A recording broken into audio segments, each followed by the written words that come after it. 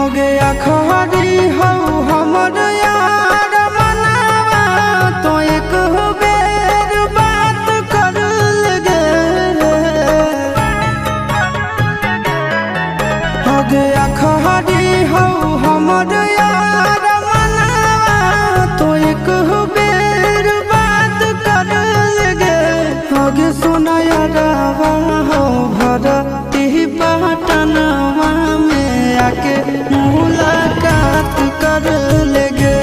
आगे सुना यारावा हो भरती पटनवा में आके मुलाकात कर लेगे।